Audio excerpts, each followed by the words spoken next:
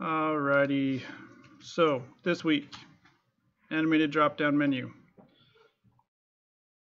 We'll see, I don't know, this has been a smaller class, so you guys have been getting things done pretty quick, so we'll see how long this takes us. What we're going to do this week will be continued next week, because we'll show you how to do an actual drop-down menu here, and then next week we're going to take that drop-down menu and make it responsive. So when it gets to a certain width, it will then convert to what I call a hamburger menu, kind of like this little icon here. So once it gets to a certain width, it will then convert to this, and then you can click on it, and then the menu will fly out. So and you can end up using that on your final if you want. It's just going to be kind of up to you. Okay, and then the week after that, we start the final, and everything should be hunky-dory. So this week, we'll start the first part. Second week, we'll finish it up next week. So like usual, I'm going to create a folder here.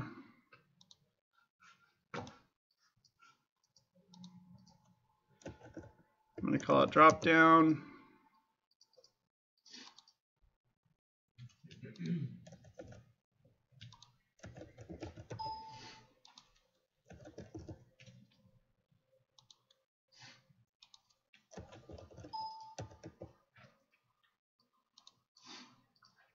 Oops.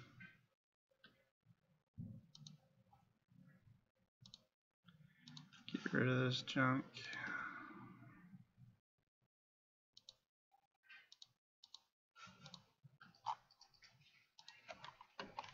File new. I'm going to do it twice because I'm going to have an HTML file and a CSS. Call it drop down.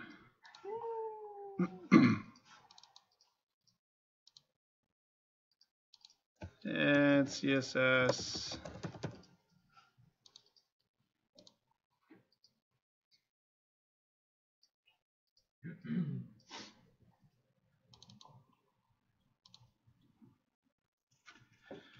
And we'll split them.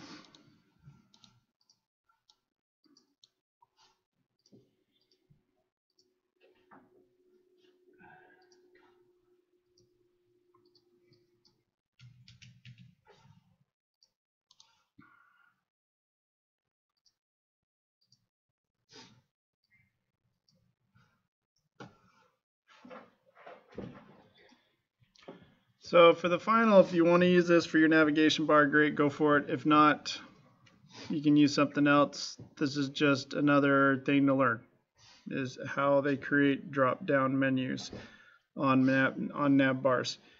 They're used everywhere. They're used all over the place. So it's good to know how to do these. And of course, this isn't the only way to do it. This is one out of probably hundreds. I don't know.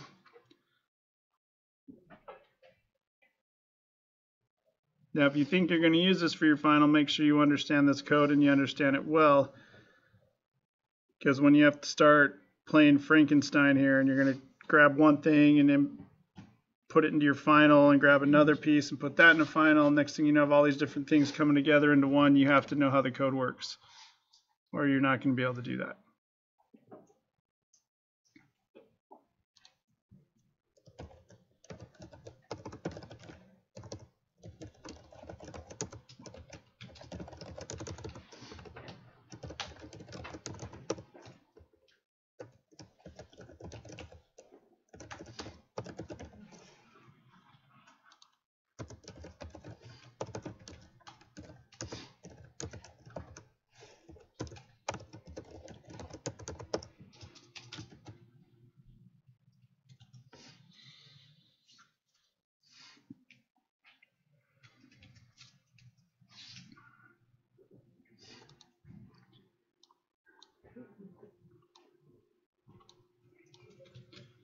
All right, so drop down, you're going to need at least 5 items in the nav bar, in other words, 5 different links. All of them need to have the drop down effect. I get it. There's plenty of navigation bars that some have drop down, some don't. But in this one, I need all of them to drop down. And then later on, if you want to go use it and only have a couple drop down, that's fine. You need to have at least 2 or more items in each drop down. I'm going to change that. I'm going to change that. It'll go 3.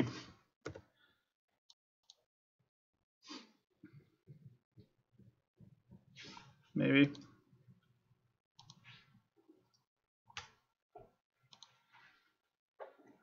Did the dang thing update? There we go. All right, so at least 3 sub items in each one of those, and then the drop down effect needs to be animated using the transition property, which we will cover when we get to it.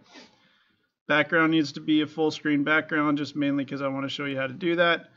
And same thing here, must have a custom cursor, because whether these things work in a final project or whether they work in what you want to do, that's up to you. But again, it's just trying to show you how to do these different things. And then of course, once it's done, upload it to your host, post the link here.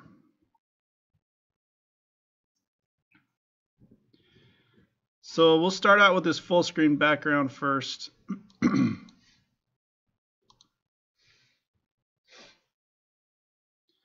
Yeah, I need to link the CSS.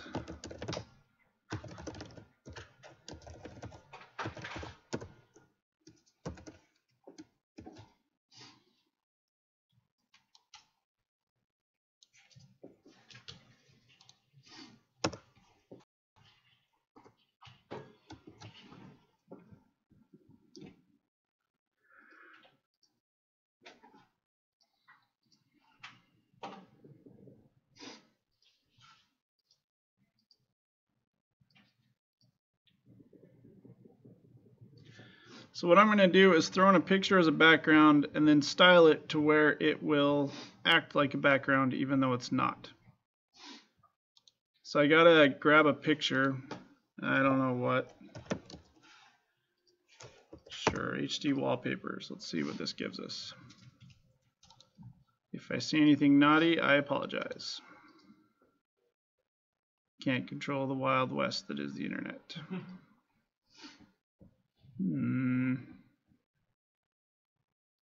Now, of course, with backgrounds, you don't want them to be too busy. You don't want them interrupting the flow. You don't want them being so busy that they're capturing all the attention instead of your content.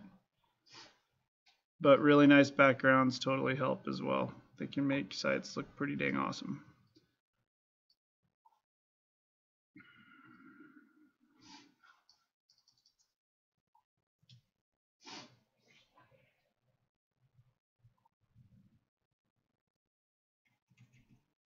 Jeez, that is huge.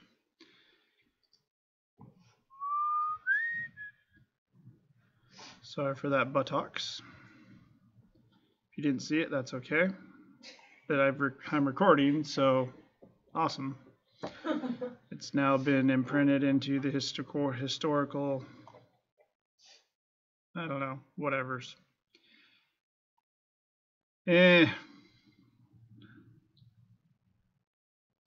Sure, why not? That looks great. Now with this, you do need to make sure your background isn't something like this where it's 270 wide by 169 tall, because once you stretch that out, it's going to look really bad. So it needs to be something pretty big. You're probably going to want around here, I mean around this, like 1920 or bigger, just so the picture looks crisp and HD, high def, and just make sure it looks really good, especially when it gets stretched out, because this is going to be a full screen background, so it will stretch. So anyways, back here, I'm going to save it out. Save this on drop down. There it is.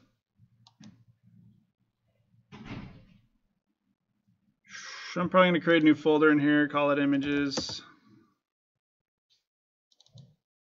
And I'm going to save this as BG for background.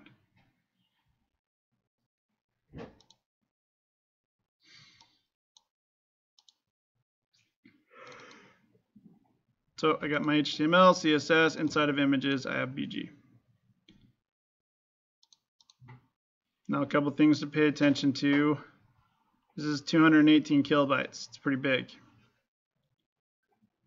So the few ways I know of to lower the file size is you can open it up here in Photoshop. What is the goal file size? I mean, I don't know of any like rule of thumb, but like what I've seen is if you can get this big background around 100, you're good to go. But then again, we live in the era of broadband, right? So even this could load pretty quick depending on the user's connection. Just smaller the better is really what it comes down to. But this is going to be our background. It's going to be like, you know, the complete width of the page, so it needs to look good. So I'm going to just show you what you can do, and you can play around with these until, and the main thing is you just want it to look as good as possible, but you want it to be as small as possible as well on the file size. And that's where it can get a little hard to do that balancing act. But I would say, yeah, goal probably around 100 kilobytes if possible. If not, then just get it as small as you can. But if you're over like a megabyte, that's 1,000 kilobytes. You're like, you can shrink that down better. So in Photoshop, you can tell it's 50%. So that isn't the actual size. This is the actual size when it's 100%. So that's something to, you know, pay attention to, especially when you're in here messing around. So one way to cut down file size is just image size and then shrink it down. But we don't really want to do that because we want to keep it big. So the only other thing I know of in Photoshop is you just do a file save as. You're going to save it back out as a JPEG. And then Photoshop gives you this, where you can start playing around with the quality. So if I lower this all the way, you can start to see the pixelation of the image now. If I up it to medium, we're starting to be okay. I mean, it definitely looks better. And then if I go up to maximum, you know, that's going to be probably bigger file size than it is right now. So you really need to kind of get to that point where you're like, okay, and this will give you kind of an estimation of how big the file size is going to be. Do you want it to be under like how many kilobytes? You want it around 100, I think. That's me talking. If you go get a job somewhere else, they may be like, we don't care. We want it to be an HD image, and so throw it up there. You just kind of do what your client or the studio you're working for says. But the thing is, I've found like there really isn't a huge difference between like maximum and high. Except there is, right? Because maximum is around 600 kilobytes. High is around 200. So that's a huge difference file size wise, but like quality wise, I don't know. You can kind of zoom in. I don't feel like it changes too much. It doesn't. It does a little bit. Even from like maximum to low, like at least on mine, the changes is drastic. Oh yeah. When you go to low, I mean low is going to be disgustingly ugly. And it's going to look really pixelated and nasty. You don't want that. So you're just basically going to just play with this slider until it looks pretty good. And you're okay with the file size. So I'm at about 157 right now. It is getting a little squarey. Okay, but actually before I even do this in Photoshop, I want to show you the other option. And I can't remember if I've shown you guys this or not. If I have, well, review never hurts. So there's this website called TinyPNG. It has this, I don't know, chunky panda eating his bamboo. Now, the name of this I don't like because it makes you think, oh, it can only work for PNGs. No, it can work for any file, any of these picture files. So what I'm going to do is grab this bg.jpg, which is currently 218 kilobytes, and I'm just going to throw it in here. And it uploads to their website. The server does what it does. It compresses the image, and it tries to get it as small as possible. And that was pretty good, actually. It just saved me 45% of the size. That was actually pretty awesome. So I'm going to hit download, and I'll just name it that for now. That's fine. And now we can kind of compare these to see really what the difference was. So this was the compressed one.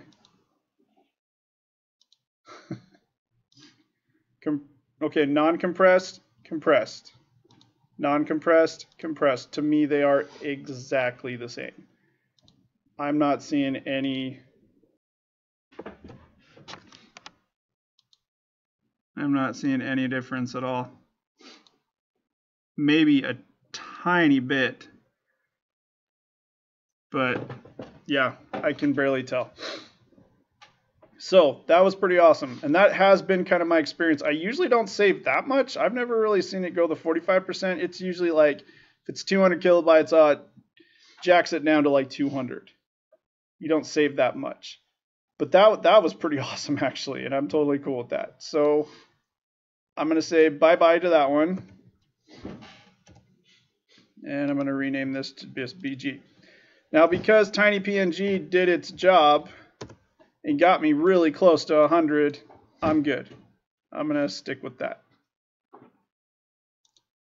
And I'm sure there's other websites that do similar things, but this is the main one that I use. It's been pretty good. And then if I even wanted to save, some more, I could open up BG, the new one inside of here, and lower the quality a little bit and just play around with it. But really, I would say the first thing, hop to this website, throw it in there, see what it can do for you. If it does what you want, then awesome, you're good, and just move on with life. But file size is important. Always want to get your file sizes as small as possible. When it's a couple hits a month, not a big deal. But if we're running a website with a ton of different hits, you're hundreds of thousands of hits per month, that little bit of file size is going to save you a ton in bandwidth. So good to do. Good to get into the habit of doing. Okay, so I'm going to throw that in there. Now, usually as a background, I would throw it in the CSS, background-image, or whatever. We're not going to do it this way because it's going to be a full screen image. So we're actually going to throw it in with, we're going to throw it in as an image tag. And I'm going to give it a class so I can style it and make it kind of act like a background.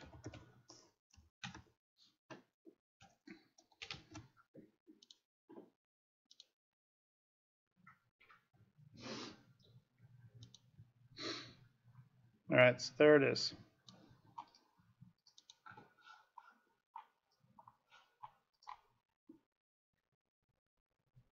Actually, it looks kind of gross. What the heck? That's probably my resolution. We'll see. Because that actually. I'm going to go grab that.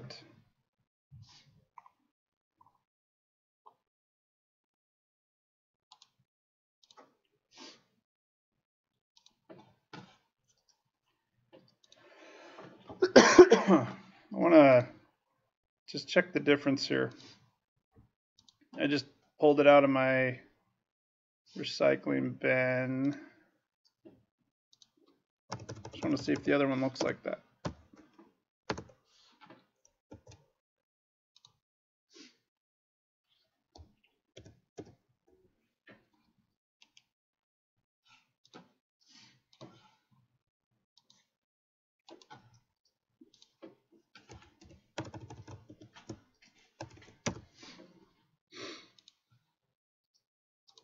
Sorry, just jumping around right now just because I'm curious. Yeah, still looks pretty huddy. I am recording at 1280 by 720, so maybe that's why. Oh well. It'll probably look better on a higher resolution screen. Okay, so now that I got it on the page, it's not really acting like a background. It's scrolling. I got some space up here. So now all I got to do is just start throwing some classes in it that'll make it behave like a background. So I said class BG, so period BG. All I got to do is throw a couple styles on here. So first thing I'm going to position it, I'm going to position it as fixed. So it won't move when I scroll. And I want it to be in the upper left hand corner.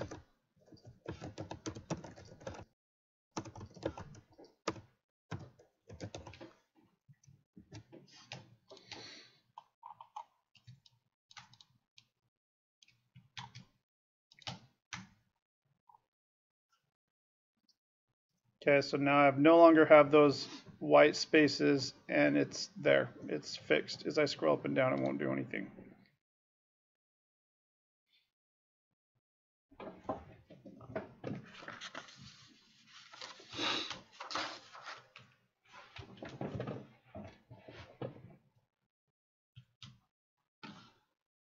Okay, the other thing is I want to make sure the width of the image is 100% and the height is 100%. That way it will fill up the whole browser window. There we go.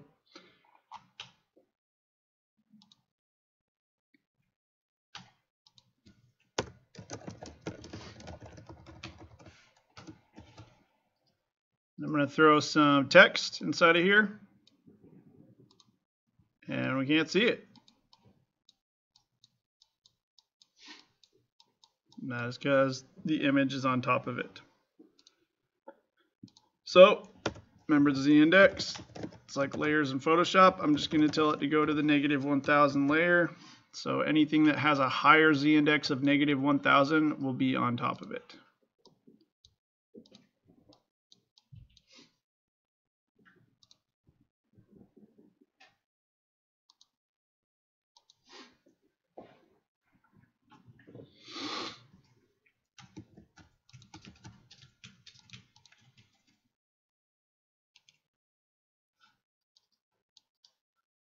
And there it is.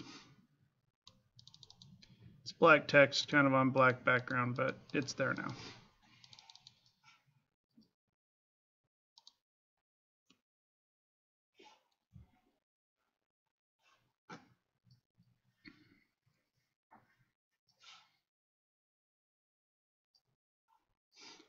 Now what this does, which is kind of cool, and it depends on the image too, but now however big or small you make the browser window, that image will follow. So would you use this on every website? Probably not, but at least you kind of know how to do this, and then you would at least be able to know if it's something that would work or something that you would want on the site you're doing.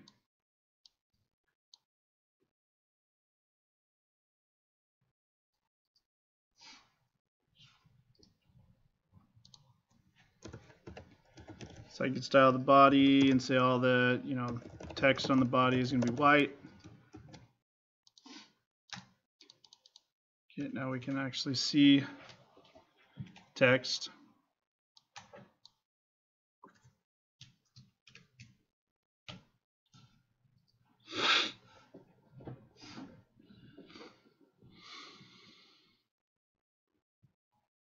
So that's the full screen background image.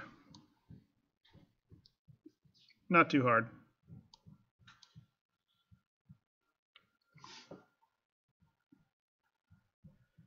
Next part's a custom cursor. Again, this is something you may or may not want to use. I've actually seen this be used on Blizzard's websites. I was on one of their StarCraft websites. It's a video game if you haven't played it. And I got on the web page and I had a custom cursor. It looked still like a cursor, but it was like a StarCraft cursor, and it was kind of cool.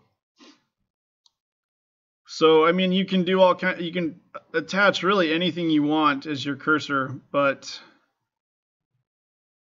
if you really don't want to like mess with people, you're going to want it to be something,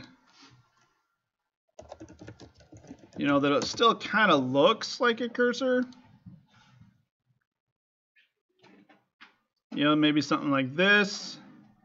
You know, something where like it's clean and it matches the theme and the fill of your site, but it's still obvious that it's a cursor. And does it have to be like a PNG image? You're going to want it to be, yeah, because if not, you're going to have that square, that white square background running around, and that's just going to look weird.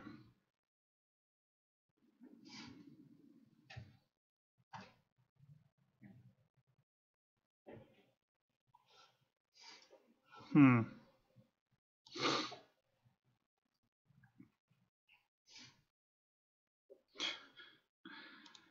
want to say last quarter we tried an animated cursor, and I think it worked.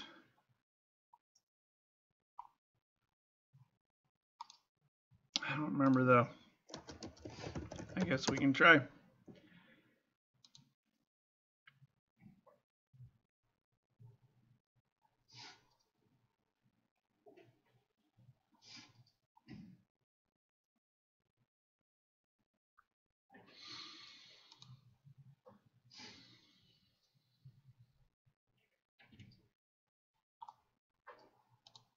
I remember using that website when I was in like middle school. This one? To like get different cursors. Oh yeah, was it for the computer or for? For the computer. Yeah. You can install them like super easily. Like people would do it on our school computers. We all like install different cursors onto it. Yeah. And then the school found out and like blocked all the access to like the menus in the computers. Jerks. Yeah. They would do that. Holy cow. It's all hippie-ish.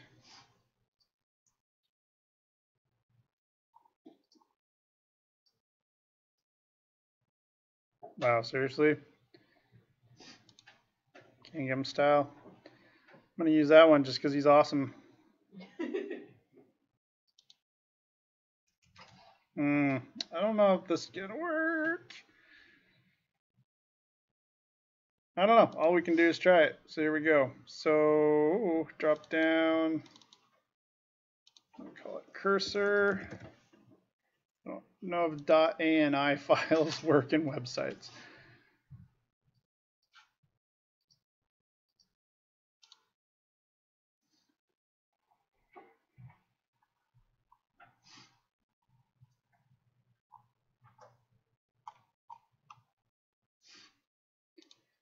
Once you find it,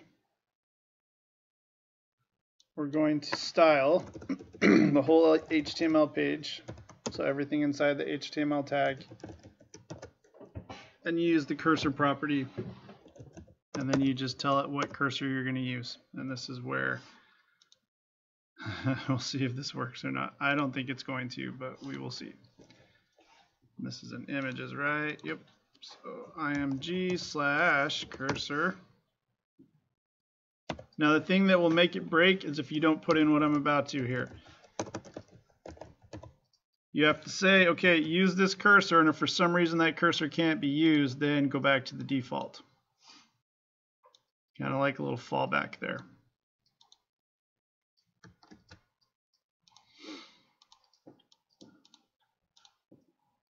And it does not work. That doesn't really surprise me. So I gotta go grab something else. We'll try an animated GIF though.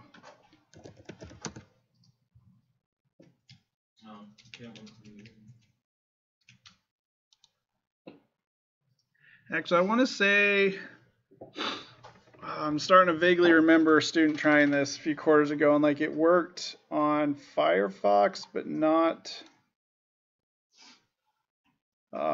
Chrome. Maybe. We'll try this.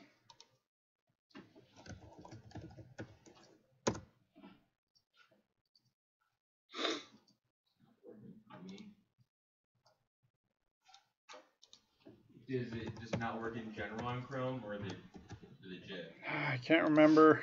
Because I can't get mine to work. And also, if the cursor is too big, sometimes that'll screw it up too. Like this is 200 by 200. I think it has has to be under a certain amount.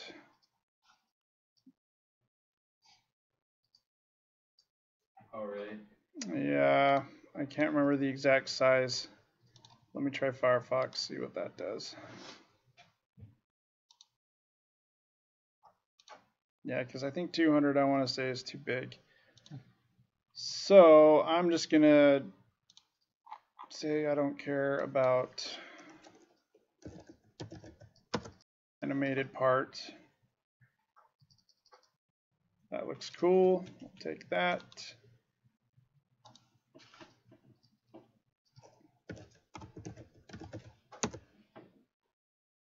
Okay, now that was pretty big. So I need to take it into Photoshop, shrink it down.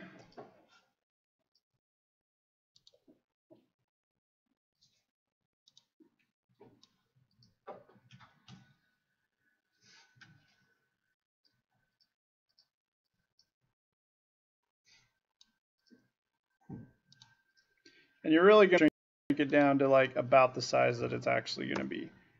Which is a good question. I think it's 16 by 16. Or something close to that. Wait, how did you change this? What did you do to change the size? Image size. Actually, that might be a little too small.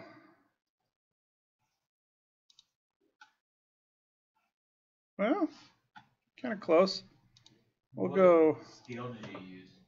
I'm gonna go 20. I'm gonna go 20 by 20. What scale? 72? Is that what you're asking? Like pixels, inches. Oh, definitely pixels. Mine doesn't even let me choose pixels. When you go file new? Are you using Photoshop or Illustrator? Yeah, I'm in Photoshop. Can you try to export it as PNG, and then it'll give you the option there? Express. Yeah, give me the option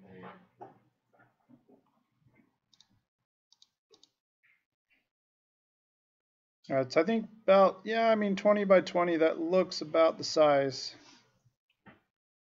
that it should be. But it's going to be something close to that. Okay, and then I got to change that to cursor.png. And then there we go.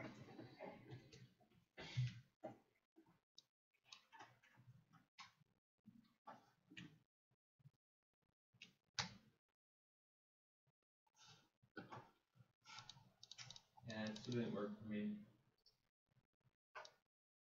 You didn't have to change the size.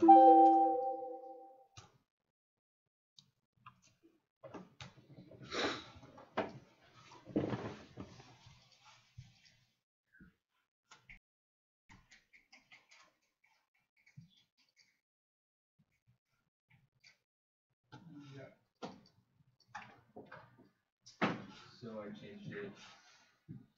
Right here. Cursor, URL.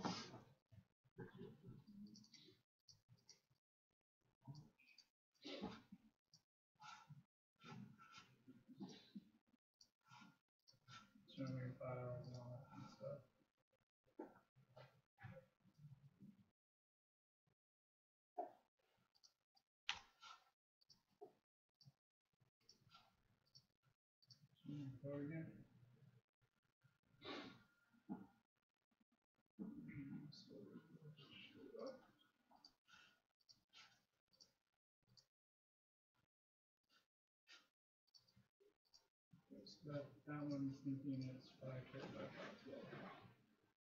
So I can do this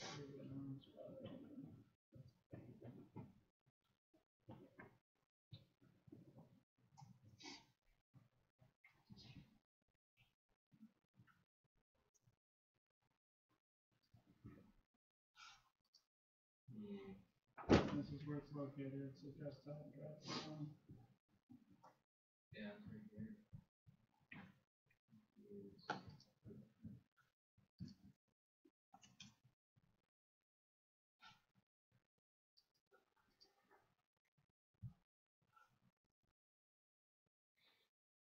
Saved it as the same name. Should I like if I threw it?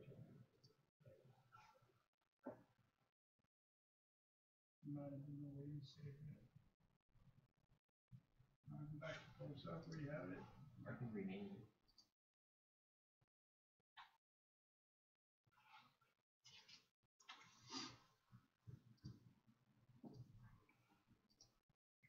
There we go.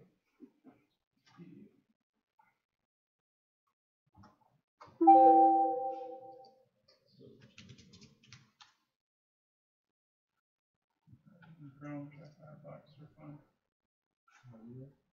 Just right click your HTML file.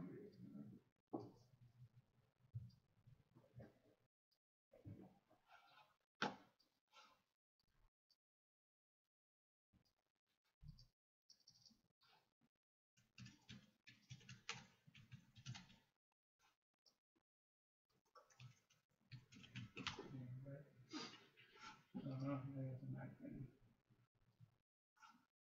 All this is working, right? Yeah.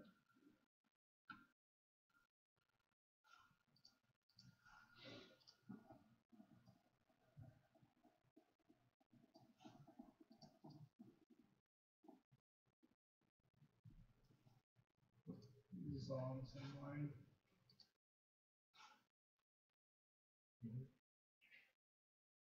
Not big. Or miss big. The space is okay.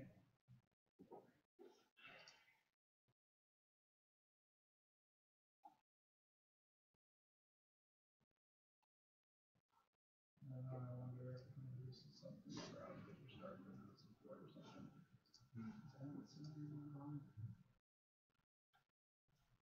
Erase the URL stuff. Put in pointer.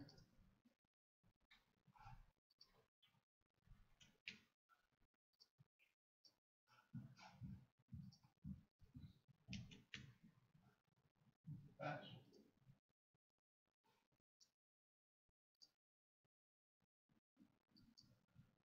Okay.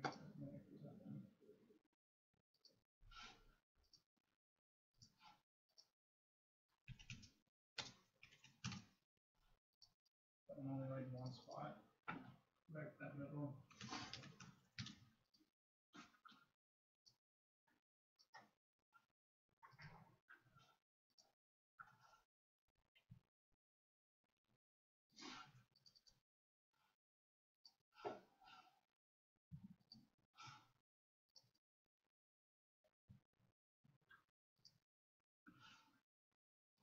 This test I only upload it at the end. Okay. Because I think it looks fine. With the pointer? No, with back to what it was. Once we get it online and I can take a look. Okay. It's fine. We'll see.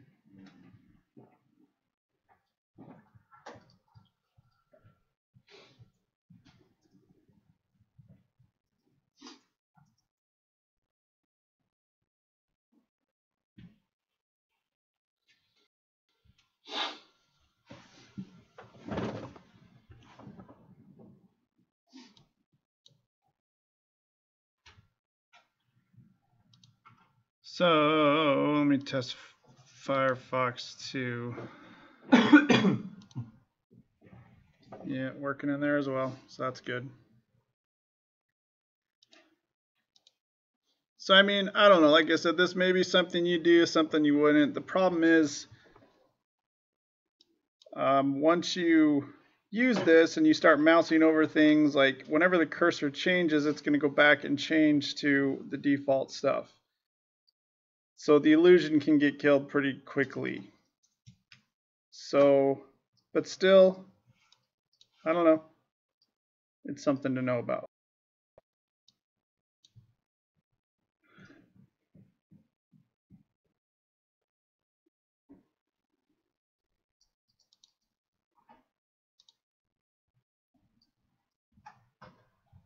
Okay.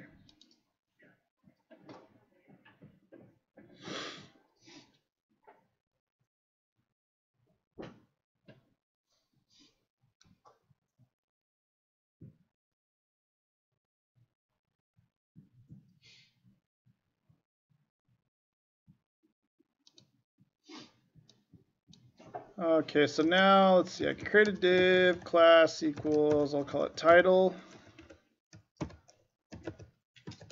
Just call it space for fun. This is going to be review the things we're going to do here. Style it out here.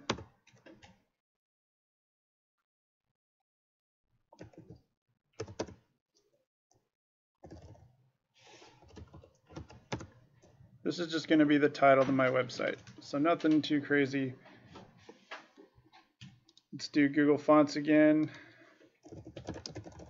It's a good thing to review. I just want the space to have kind of a spacey type font.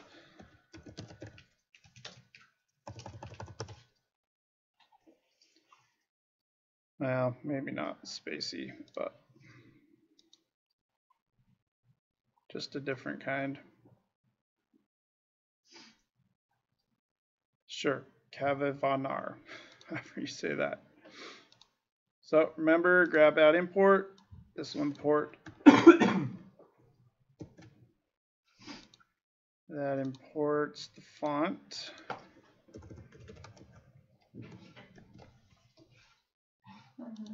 We will apply it to the title.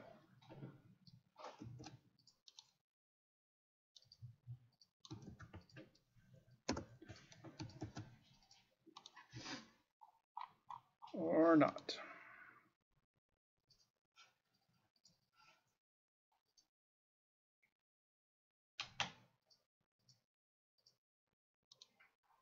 Why the crap did it just break?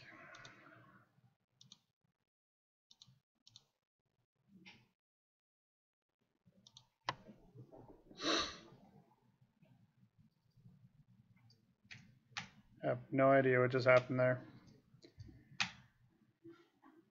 Whatever. Okay, so I'll just align this to the center. So I mean, this would be if I'm starting out to build a site or something. I mean, I'm going to throw that up in there. I want the font to be a little bigger. It's font dash size.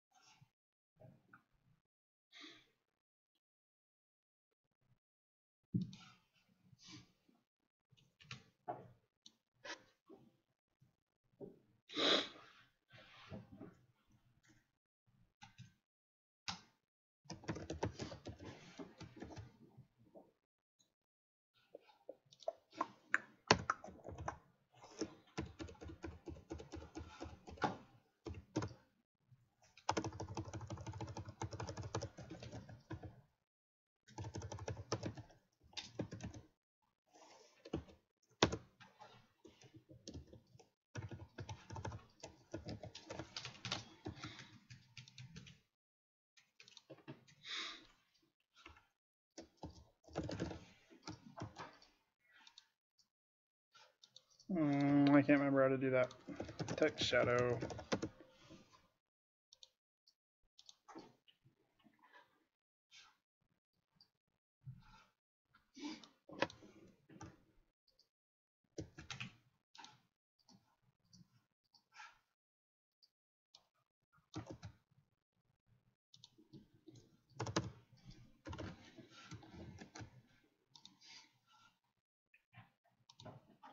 There we go.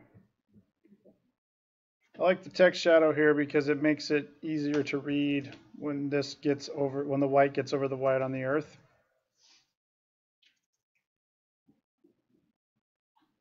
So it's almost like a stroke, which is kind of cool.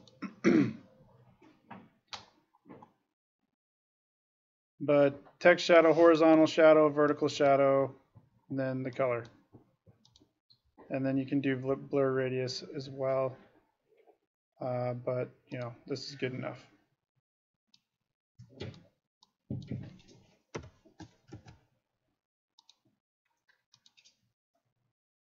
You can see I added, I don't know if you can really see, but I added 4 there.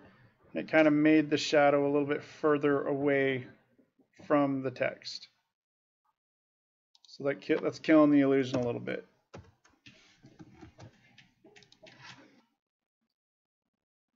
I wonder if that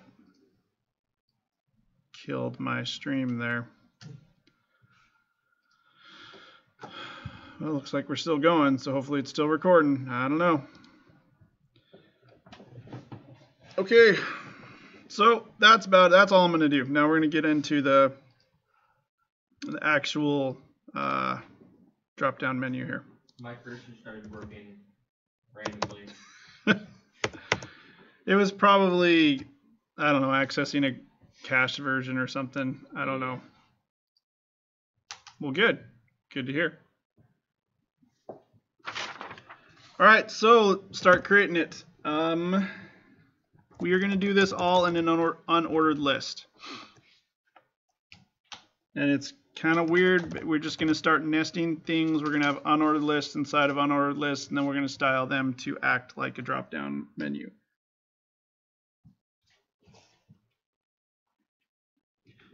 Okay, so this will be the first link in the nav bar. Okay, and I'm going to put an A tag in here. So this would go to, I'm just going to make it a dead link right now. That's what that pound sign does. It just makes it so when you click on it, it doesn't really do anything. Turn on my keyboard there.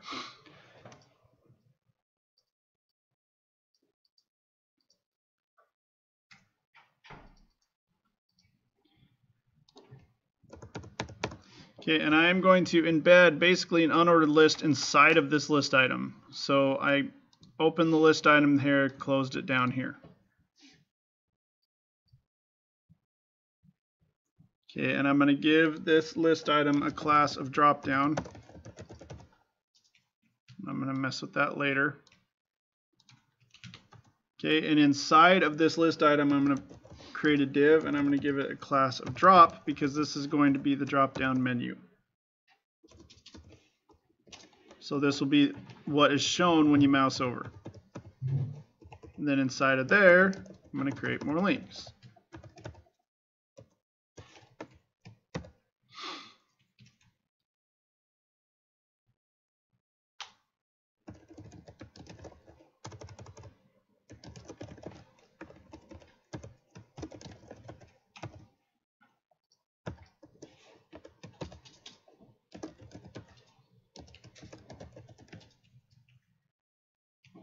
I don't know.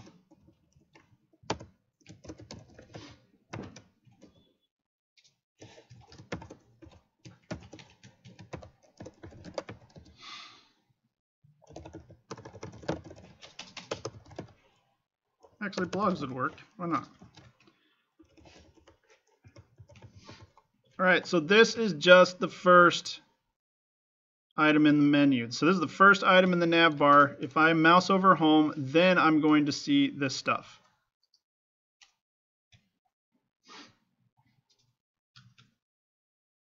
Okay, and you need to do 5 of these. 5 links with, I think, at least 3 sub menus.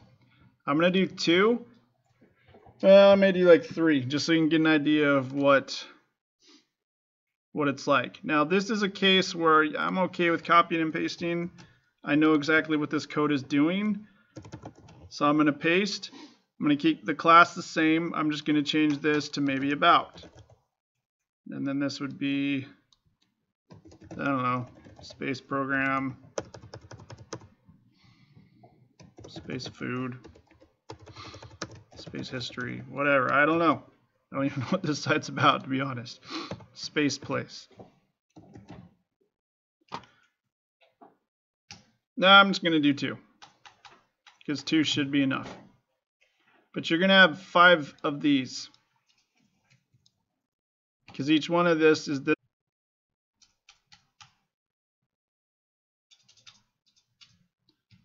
Okay. I don't know. We keep disconnecting. Who knows what's going to happen. All right, so main links, home, and about. You'll have 3 more, and then these are the sub ones.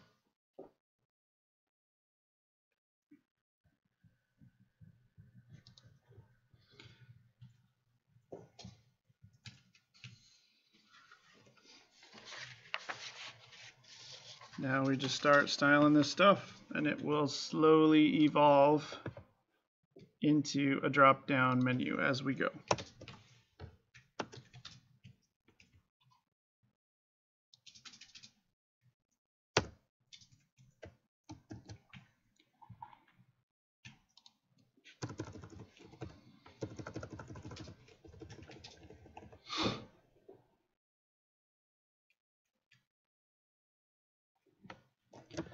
First thing we're going to style is the unordered list. I want list style type none. That's going to turn off the bullets.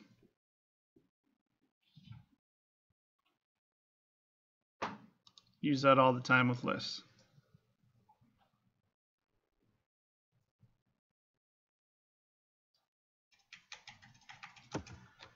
I'm going to set the margin to 0. I'm going to set the padding to 0. Just kind of gets rid of all the extra space that was there. Because we want all these to be right next up to each other, and then we're going to set some values on how far apart they're going to be. Okay, and then overflow hidden. And I'm going to say the background color is going to be that. I may have to change it. I don't know if that gray is going to work very well.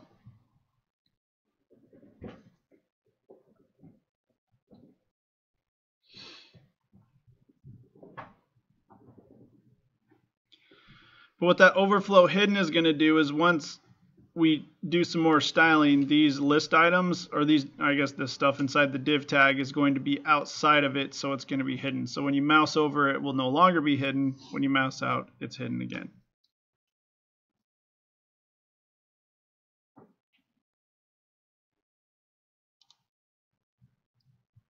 I may mess with that background color later, but for now it's okay. So that's it for the unordered list.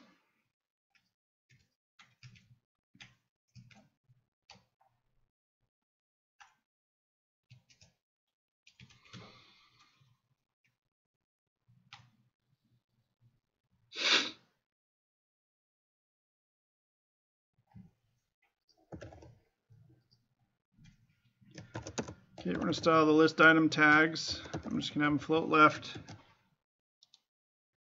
which doesn't really do anything, but you'll see it later. What floating does is if I have a bunch of div tags, they're all going to stack on top of each other. But then when I say float left, they're then going to be going across the page. Instead of stacking vertically, when I tell them to float left, they will then stack horizontally until they run out of room, and then they'll go down to the next line.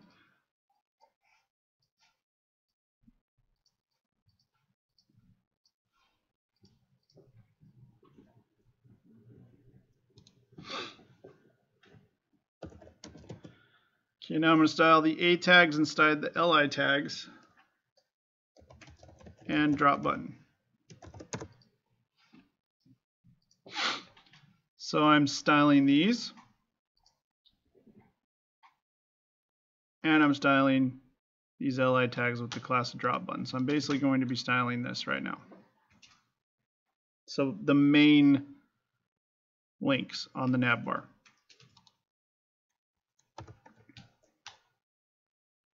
Wait, where'd you get that class from? I just made it up. No, but you have it different on the other side. I do. I think I might have typed it in wrong. Oh, okay, so that's the div class that we're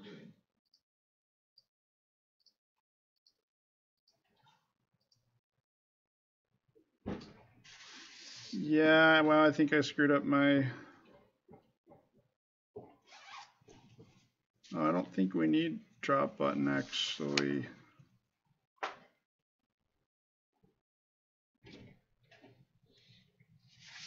Yeah, this was remnants of old crap. I don't think we need that. We'll see in a minute as we go.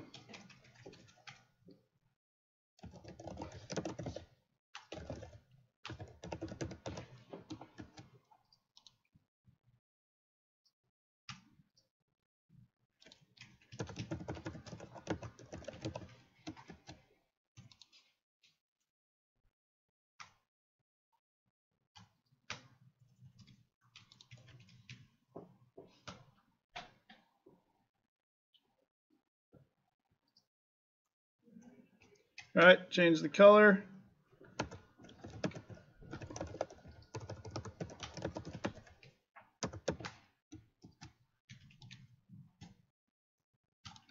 Most of these we're not going to see until we get further down.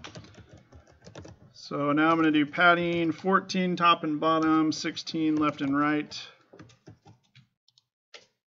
Okay, that kind of gives us a little bit more space.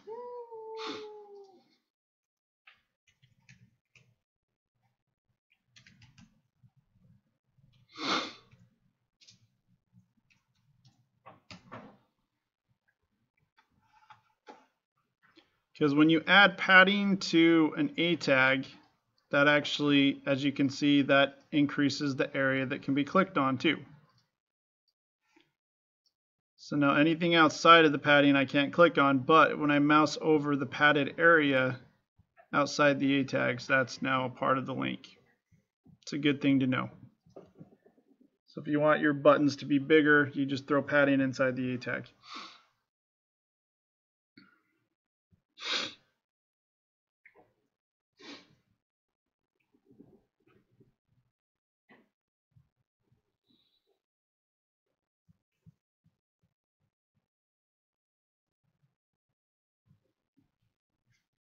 Okay, and then I want to get rid of the underline.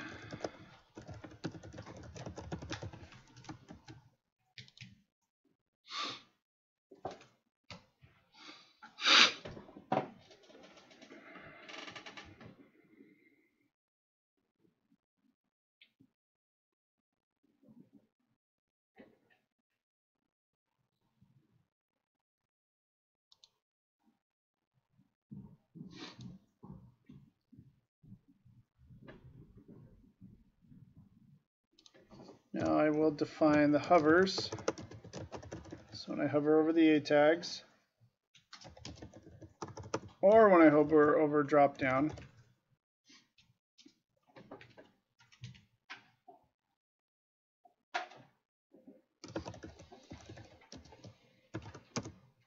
I want certain things to take place.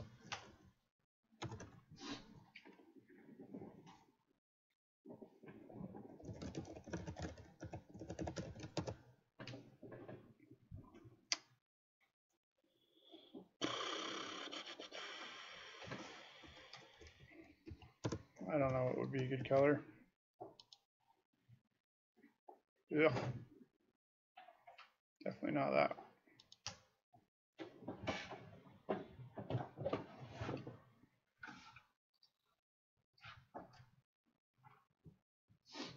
Actually, red might be okay here.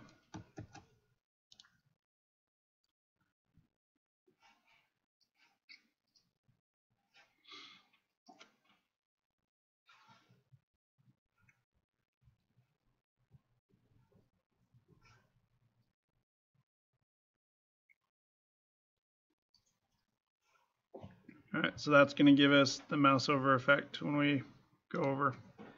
I don't really like that red though.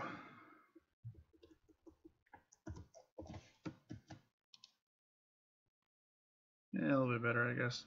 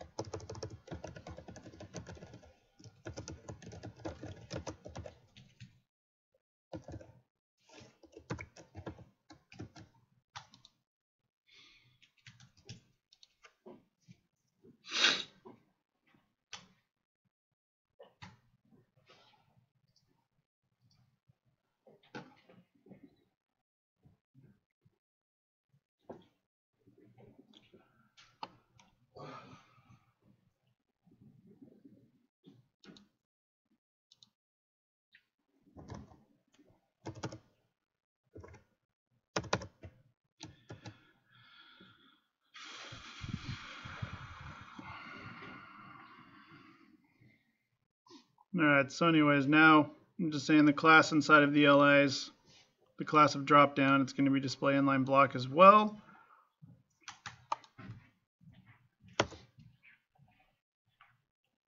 Okay, and then we're going to do this last class here, then we'll take a break because I got to check on the broadcast here and see what the heck happened. But now we're going to style drop, which are these div tags. Okay, right now they're showing up. We don't want that. We want them to be gone, away. We only want them to show up until we mouse over things. So we can say visibility hidden. That makes them go away. Now you can see they're gone, but they're still taking up space. But we'll be playing with that later. Okay, and I'm going to say opacity 0, and the reason why I'm doing this is because later on when we animate this, I need to be able to animate both of these properties.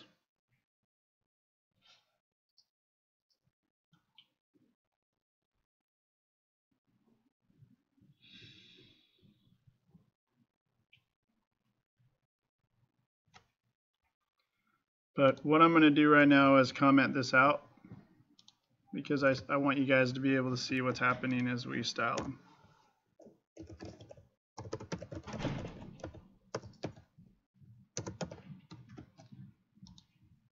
Oops.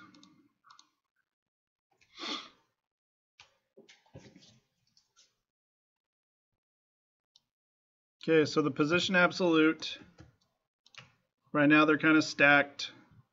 They're taking up their space. Oops, holy crap. When I put in position absolute, they kind of like no longer care where everything is, and they all just kind of go on their own line.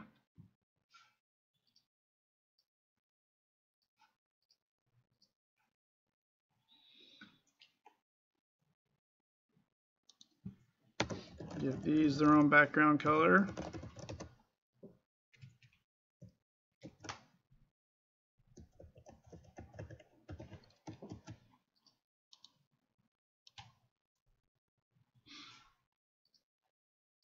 You can also see that the mousing over is starting to kind of work the way I would want it to.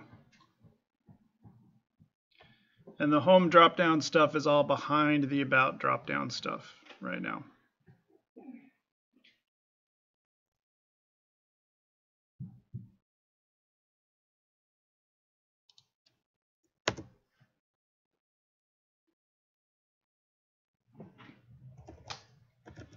I want the minimum width for these to be 160.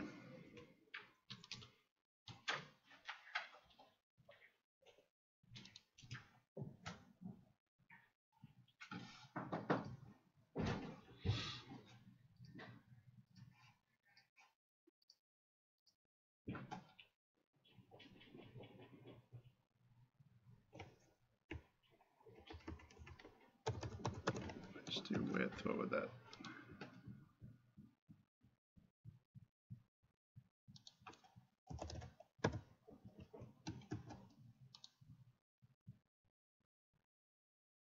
That's kind of weird.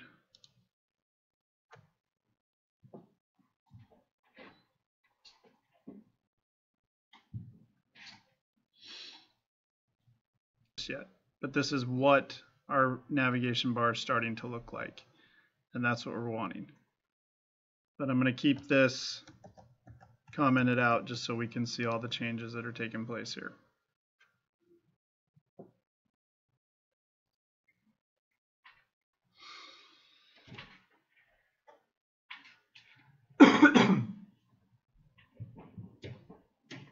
Okay, we'll take a break now, and I'm going to see what the heck's going on with this broadcast, but we will continue, I don't know, 20 minutes, half hour, something like that.